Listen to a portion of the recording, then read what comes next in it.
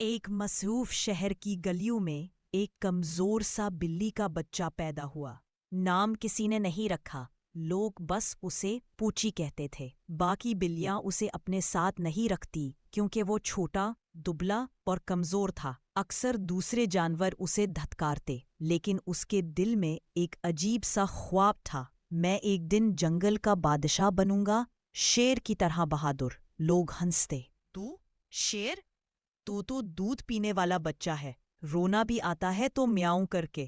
پوچی نے بھوکا رہنا سیکھا، مار کھا کر سنبھلنا سیکھا، لیکن ایک چیز نہ چھوڑی، خواب دیکھنا۔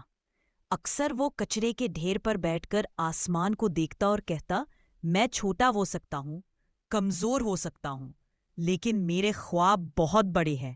ایک دن ایک پرانا بلی نما جانور ملا۔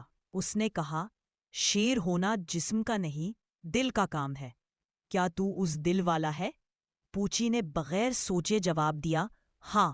پوڑے راجو نے پوچی کو تربیت دینا شروع کی، کیسے دشمن کا سامنا کرنا ہے، کیسے خاموش رہ کر طاقت جمع کرنی ہے، اور سب سے بڑھ کر خود پر یقین رکھنا۔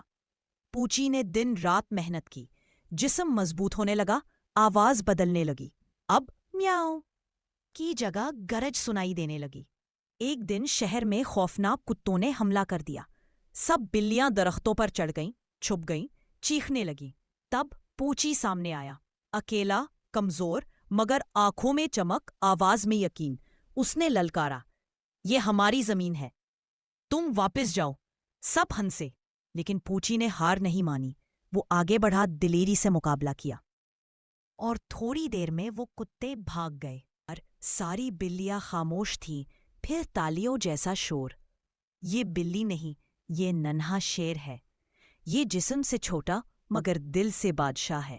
اب پوچی، جسے کوئی پوچھتا نہیں تھا، سب کا ہیرو تھا۔ شیر بننے کے لیے جنگل کی ضرورت نہیں، صرف خود پر یقین، حوصلہ اور مسلسل محنت کافی ہے۔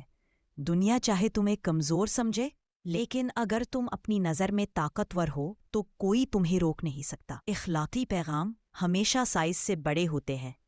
عظمت اندر سے جنم لیتی ہے۔ کبھی اپنی شروعات پر شرمندہ نہ ہو، کیونکہ انجام تمہارے یقین پر منحصر ہے۔ ویڈیو پسند آئی ہو تو لائک، شیئر اور سبسکرائب ضرور کریں تاکہ اگلی کہانی سب سے پہلے آپ تک پہنچے۔ شکریہ۔